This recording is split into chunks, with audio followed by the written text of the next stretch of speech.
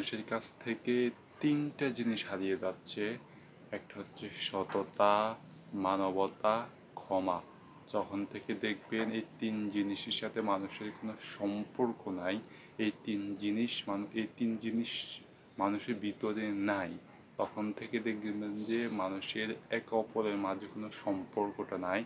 একে অপরের মাঝে একটা ভেদাভেদ তৈরি হয়েছে।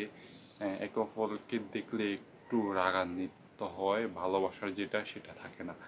তো এই তিন জিনিস আসলে সবার ভিতরে থাকে না। আবার মূলত এই তিন জিনিস না, আপনার ভিতরে সবচেয়ে হচ্ছে ক্ষমা। আপনি কাকে ক্ষমা করবেন, কখন ক্ষমা করে দিবেন, এটা হচ্ছে আপনার বিষয়।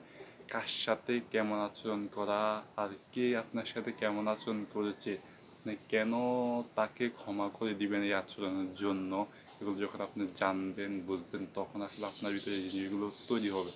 আর এই জিনিসগুলো সবার ভিতরে তৈরি হয় না, এটা আপনাকে তৈরি করে নিতে হবে, আমাকেও তৈরি করে নিতে হবে। ধরেন আমার ভিতরে যদি ক্ষমা, সততা, মানবতা এগুলো যদি না থাকে, তাহলে আমি একদম প্রকৃত ভালো মানুষদের মতো মানুষ হতে পারবো না। এখন কেউ একজন আমার সাথে অপরাধ করার পর সে নিজেই অনুতপ্ত হলো, আমি কিন্তু তাকে ক্ষমা করলাম না, তার বিরুদ্ধে যা অ্যাকশন নেওয়া দরকার তা নিলাম।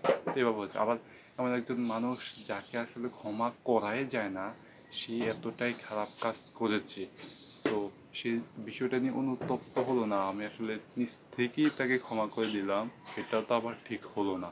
তো এখন আমি কখন কাকে ক্ষমা করব, ক্ষমা বিষয়টা আমাকে জানতে হবে, তারপর আমি তাকে ক্ষমা করতে পারবো।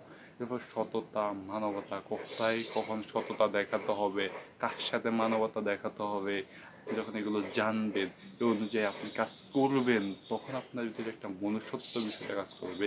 আর মানুষের আসলে মনুষ্যত্বটা না থাকার কারণে এগুলো জিনিসটা আস্তে আস্তে চলে যাচ্ছে। ক্ষমা, সততা, মানবতা এগুলো যখন থাকে না, তখন মনুষ্যত্বগুলো থাকে না।